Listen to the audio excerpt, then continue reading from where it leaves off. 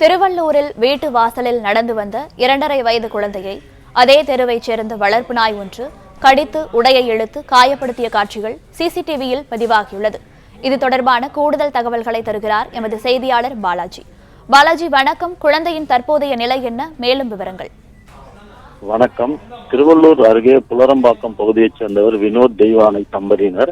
இவர்களது 2.5 வயது பெண் குழந்தை தமிழ் நிலா என்பவருக்கு நேற்று உடல்நிலை சரியில்லாததால் மருத்துவமனைக்கு அழைத்து சென்றுவிட்டு திருவள்ளூர் நகராட்சிக்கு உட்பட்ட 11வது வார்டு காமராஜர் சிலை அருகே உள்ள பள்ளம் பகுதியில் வசிக்கும் தெய்வானையின் தாய் வீட்டிற்கு அந்த குழந்தையை அழைத்து வந்த நிலையில் வீட்டு அருகே தெருவில் குழந்தை நடந்து சென்ற போது பின்னாலேயே தாய் தெய்வானை சென்றுள்ளார்.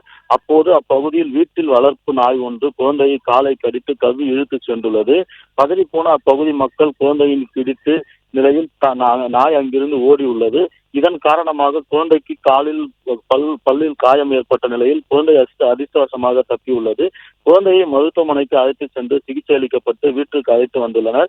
மேலும் வீட்டு வளர்ப்பு நாய் அப்பகுதியில் 7க்கும் மேற்பட்டவர்களை இதுவரை கடித்து மருத்துவமனையில் சிகிச்சை பெற்று வந்துள்ளதாகவும் திருவள்ளூர் நகராட்சிக்கு இது குறித்து புகார் அளித்தும் எந்தவித நடவடிக்கையும் எடுக்கவில்லை எனவும் வீட்டு வளர்ப்பு நாய் என்பதால் அதை கண்டுகொள்ளுவதில்லை எனவும் தெருக்களில் வசிக்கும் நாய்க்களை மட்டுமே பிடித்து செல்வதாகவும் அப்பகுதி மக்கள் குற்றம் சாட்டுகின்றனர்.